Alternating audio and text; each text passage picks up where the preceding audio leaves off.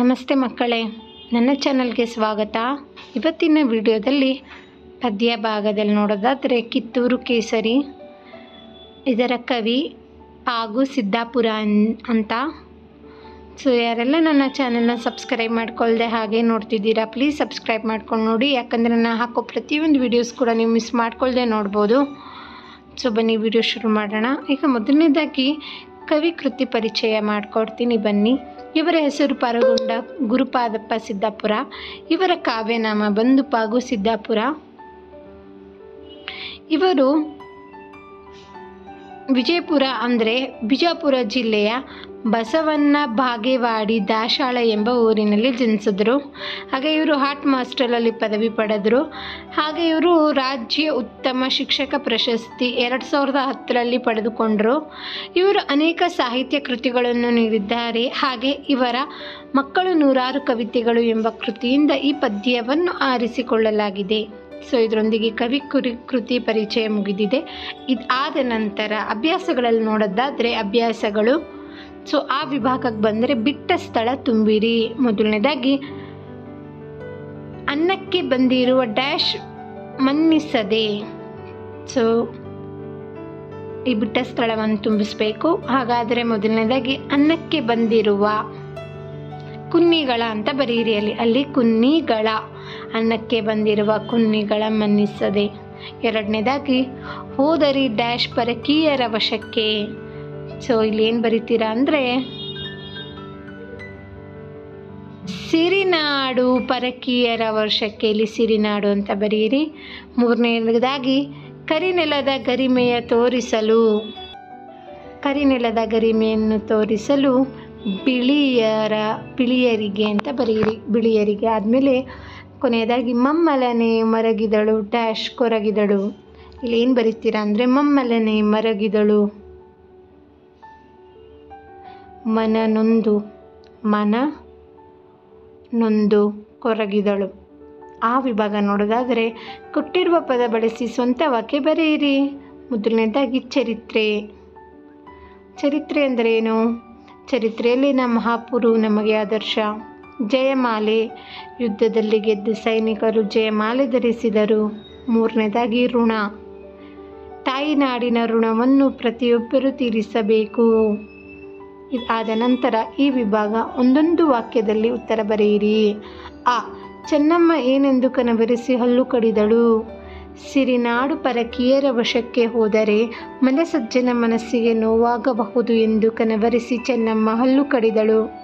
2. ನಮ್ಮ ಅನ್ನವನ್ನು ಉಂಡು ಕೊಬ್ಬಿರುವರು ಯಾರು? ನಮ್ಮ ಅನ್ನವನ್ನು ಉಂಡು ಕೊಬ್ಬಿರುವವರು ಬ್ರಿಟಿಷರು ಅಂದರೆ ಬಿಳಿಯರು. 3. ಚೆನ್ನಮ್ಮ ಸೈನಿಕರನ್ನು ಕುರಿತು ಏನೆಂದು ಹೇಳಿದಳು? ಕರಿನೆಲದ ಗರಿಮೆಯ ಬಿಳಿಯರಿಗೆ ತೋರಿಸಲು ಛಲ ತೊಟ್ಟು ನುಗ್ಗೋಣ ಎಂದು ಹೇಳಿದಳು. 4ನೇದಾಗಿ ಯಾರ ಕೃಪೆಯಿಂದ ಸೈನ್ಯ ಕಟ್ಟಲಾಯಿತು? ರಾಜಗುರು ಕೃಪೆಯಿಂದ ಸೈನ್ಯವನ್ನು ಕಟ್ಟಲಾಯಿತು. 5. ಮರುಜನ್ಮ ನೀಡೆಂದು ಚೆನ್ನಮ್ಮ ಯಾರಲ್ಲಿ ಏಕೆ ಕೇಳಿದಳು? ಚೆನ್ನಮ್ಮ ನಾಡಿನ ಋಣ ತೀರಿಸಲು ಮರುಜನ್ಮ ನೀಡೆಂದು ಕರುನಾಡಿನ ಒಡತಿಯನ್ನು ಕೇಳಿದಳು. ಈ ವಿಭಾಗ ಕೆಳಗಿನ ಪ್ರಶ್ನೆಗಳಿಗೆ 2-3 ವಾಕ್ಯದಲ್ಲಿ ಉತ್ತರಿಸಿರಿ. ಮೊದಲನೇದಾಗಿ ರಾಣಿ ಚೆನ್ನಮ್ಮ ಹಲ್ಲು ಕಡಿದಿದ್ದು ಯಾಕೆ? ಸಿರಿನಾಡು ಪರಕೀಯರ ವಶಕ್ಕೆ ಹೋದರೆ. ಏನಂದರೆ ಸಿರಿನಾಡು ಪರಕೀಯರ ವಶಕ್ಕೆ ಹೋದರೆ ಮಲ್ಲ ಸಜ್ಜನ ಮನಸ್ಸಿಗೆ ನೋವಾಗಬಹುದು ಎಂದು ಕನವರಿಸಿ ಚೆನ್ನಮ್ಮ ಹಲ್ಲು ಕಡಿದಳು. 2. ಕೆಚ್ಚೆದೆಯ ಕಲಿಗಳಿಗೆ ಚೆನ್ನಮ್ಮ ಏನೆಂದು ಹೇಳಿದಳು? ಏಳಿರಿ ಕೆಚ್ಚೆದೆಯ ಕಲಿಗಳೇ, ನೀವು ಕರಿನೆಲದ ಗರಿಮೆಯನ್ನು ತೋರಿಸಲು ಬಿಳಿಯರಿಗೆ ಛಲ ತೊಟ್ಟು ಹುಲಿಯಂತೆ ನುಗ್ಗೋಣ ನಾವು ಎಂದು ಹೇಳಿದಳು. ಚೆನ್ನಮ್ಮನಿಗೆ ನೋವಾಗಲು ಕಾರಣವೇನು? ಚೆನ್ನಮ್ಮ ಛಲದಿಂದ ಗಳಿಸಿದ ಜಯಮಾಲೆ ಕೆಲವೇ ದಿನಗಳಲ್ಲಿ ದುರ್ಮತಿಯಿಂದ ಸೋಲಾಗಿ ತಾಯಿ ನೆಲದ ರಕ್ಷಣೆ ಕೈ ಮೀರತೆಂದು ಚೆನ್ನಮ್ಮನಿಗೆ ನೋವಾಯಿತು. 4. ಕಿತ್ತೂರು ಕೇಸರಿ ಕಣ್ಮುಚ್ಚಿ ಏನೆಂದು ಬೇಡಿಕೊಂಡಳು? ಈ ಮಣ್ಣಿನಲ್ಲಿ ಹೆಣ್ಣಾಗಿ ಹುಟ್ಟುವಂತೆ ಮರುಜನ್ಮ ನೀಡನಗೆ ಎಂದು ಕಿತ್ತೂರು ಕೇಸರಿ ಕಣ್ಮುಚ್ಚಿಕೊಂಡು ಕರುನಾಡ ಬಡತಿ ಅಂದರೆ ಭುವನೇಶ್ವರಿಯನ್ನು ಕೇಳಿಕೊಂಡಳು.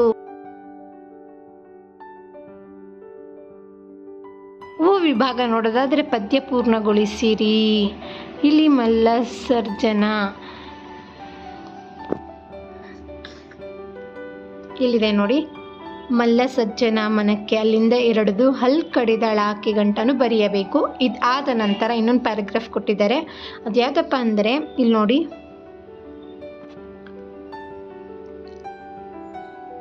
ನಿನ್ನ ಋಣ ಡ್ಯಾಶ್ ಡ್ಯಾಶ್ ಡ್ಯಾಶ್ ಅಲ್ಲಿಂದ ಹಿಡಿದು ಕಿತ್ತೂರು ಕೇಸರಿ ಫುಲ್ ಪ್ಯಾರಾಗ್ರಾಫ್ ಬರೀಬೇಕು. ಅದು ಯಾವುದು ಅಂತ ತೋರಿಸ್ತೀನಿ ಬನ್ನಿ. ನಿನ್ನ ಋಣ ತೀರಿಸಲು ನನಗಾಗಲಿಲ್ಲಮ್ಮ ಅಲ್ಲಿಂದ ಹಿಡಿದು ಕಿತ್ತೂರು ಕೇಸರಿವರೆಗೂ ಬರಿಬೇಕು. 2 ಪ್ಯಾರಾಗ್ರಾಫ್ ಆದ ನಂತರ ಹೂ ವಿಭಾಗ ನೋಡೋದಾದರೆ ಕೆಳಗಿನ ಪದಗಳನ್ನು ಅಚ್ಚ ಕನ್ನಡ, ಸಂಸ್ಕೃತ, ಇಂಗ್ಲಿಷ್, ಪೋರ್ಚುಗೀಸ್ ಭಾಷೆಯ ಪದಗಳಾಗಿ ವಿಂಗಡಿಸಿ ಬರೆಯಿರಿ. ನಾನು 4 ಬರೆದಿದ್ದೀನಿ. ಅಚ್ಚ ಕನ್ನಡದಲ್ಲಿ ಮನೆ, ಮಂದಿ, ಹೊಲ, ಹಿತ್ತಲು, ಬಾಯಿ ಇಷ್ಟು ಬರುತ್ತೆ. ಸಂಸ್ಕೃತ ವಿಭಾಗದಲ್ಲಿ ಭೂಮಿ, ಸಂಧ್ಯಾ, ಆರ್ಯ, ರಾತ್ರಿ ಬರುತ್ತೆ. ಪೋರ್ಚುಗೀಸ್ ಅಲ್ಲಿ ಅಲಮಾರು, ಕೋರ್ಟು, ಸಾಬೂನು, ಮೇಜು ಬರುತ್ತದೆ. ಇಂಗ್ಲಿಷ್ ವಿಭಾಗದಲ್ಲಿ ರೋಡು, ಚೇರ್ಮನ್, ಸ್ಕೂಲು, ಬ್ಯಾಂಕ್ ಬರುತ್ತದೆ. ಇದಾದ ನಂತರ ಈ ಪದ್ಯದಲ್ಲಿರುವ ಪ್ರಾಸಪದಗಳನ್ನು ಆರಿಸಿ ಪಟ್ಟಿ ಮಾಡಿರಿ. ಸೊ ಇದನ್ನು ನೀವೇ ಮಾಡಬೇಕು ಮಕ್ಕಳೇ. ಇದಾದ ನಂತರ ಈ ಪದ್ಯವನ್ನು ಓದಿ ಕೆಳಗಿರುವ ಪ್ರಶ್ನೆಗಳಿಗೆ ಉತ್ತರ ಬರೆಯಿರಿ. ಇವಾಗ ಈ ಪದ್ಯವನ್ನು ಓದೋಣ. ಬನ್ನಿ ಶುರು ಮಾಡೋಣ. ಬಂತಪ್ಪ ಬಂತು ಮಳೆಗಾಲ, ಬೀಜವ ಬಿತ್ತವು ಈ ಕಾಲ, ಬೆಳೆಯನ್ನು ಬೆಳೆಯುವ ಈ ಕಾಲ, ಕೊಡೆಯನ್ನು ಹಿಡಿಯುವ ಈ ಕಾಲ. ಬಂತಪ್ಪ ಬಂತು ಚಳಿಗಾಲ, ಎಲೆಗಳು ಉದುರುವ ಈ ಕಾಲ, ಗಡಗಡ ನಡುಗುವ ಈ ಕಾಲ, ಕಂಬಳಿ ಹೊದೆಯುವ ಈ ಕಾಲ.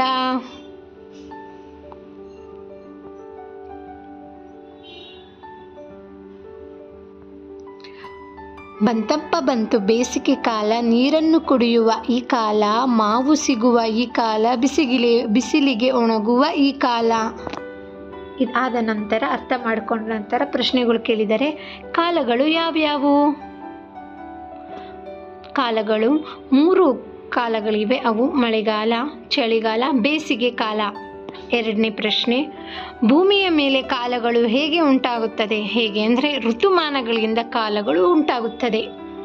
3ನೇದು, ಮಳೆ ಬಾರದಿದ್ದರೆ ಏನಾಗಬಹುದು?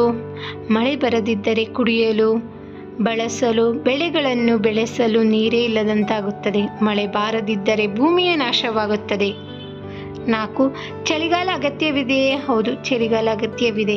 5, ಈಗ ಬಿಸಿಲಿನ ಪ್ರಮಾಣ ಹೆಚ್ಚಾಗಿದ್ದಕ್ಕೆ ಕಾರಣವೇನು? ಅರಣ್ಯಗಳ ನಾಶದಿಂದ ಮಳೆಯ ಪ್ರಮಾಣ ಕಡಿಮೆಯಾಗಿ ಬಿಸಿಲಿನ ಪ್ರಮಾಣ ಹೆಚ್ಚಾಗಿದೆ. ಕೊನೆಯದಾಗಿ, ಕಾಲಗಳೇ ಇಲ್ಲದಿದ್ದರೆ ಏನಾಗುತ್ತಿತ್ತು? ಕಾಲಗಳೇ ಇಲ್ಲದಿದ್ದರೆ ಕಾಲಗಳ ಪ್ರಕ್ರಿಯೆ ಸ್ಥಗಿತಗೊಂಡು ಮುಂದೊಂದು ದಿನ ಭೂಮಿಯ ನಾಶವಾಗುತ್ತದೆ. ಇದಾದ ನಂತರ ಕೊನೆಯದಾಗಿ ಶುಭ ನುಡಿ ನೋಡೋಣ ಬನ್ನಿ. ತಾನೆಲ್ಲಿದ್ದರೂ ತನ್ನ ನಾಡನ್ನು ಮರೆಯಬಾರದು. 2ನೇದಾಗಿ, ಹೆತ್ತ ತಾಯಿ ಹೊತ್ತ ಭೂಮಿ ಸ್ವರ್ಗಕ್ಕಿಂತ ಮಿಗಿಲು. ಕೊನೆಯದಾಗಿ, ನಾವೆಲ್ಲ ದೇಶಕ್ಕಾಗಿ ಒಂದಾಗಬೇಕು. ಧನ್ಯವಾದಗಳು ಮಕ್ಕಳೇ. ಇಲ್ಲಿಗೆ ಪ್ರಶ್ನೋತ್ತರಗಳು, ಶುಭ ನುಡಿ ಹಾಗೆ ಅಭ್ಯಾಸಗಳು ಎಲ್ಲ ಮುಗಿದಿದೆ. ನಿಮಗೆ ನನ್ನ ವಿಡಿಯೋ ಇಷ್ಟವಾದರೆ ಪ್ಲೀಸ್ ಲೈಕ್ ಮಾಡಿ, ಶೇರ್ ಮಾಡಿ. ಹಾಗೆ ಯಾರೆಲ್ಲ ನನ್ನ ಚಾನಲ್ನ ಸಬ್ಸ್ಕ್ರೈಬ್ ಮಾಡ್ಕೊಂಡಿಲ್ಲ ಪ್ಲೀಸ್ ಸಬ್ಸ್ಕ್ರೈಬ್ ಮಾಡ್ಕೊಳ್ಳಿ. ಇಲ್ಲಿಗೆ ಕಿತ್ತೂರು ಕೇಸರಿ ಎಂಬ ಪದ್ಯ ಭಾಗ ಪೂರ್ಣಗೊಂಡಿದೆ. ಬಾಯ್ ಬಾಯ್ ಮಕ್ಕಳೇ. ಮತ್ತೆ ಮುಂದಿನ ವಿಡಿಯೋದಲ್ಲಿ ಖಂಡಿತವಾಗಿಯೂ ಸಿಗೋಣ.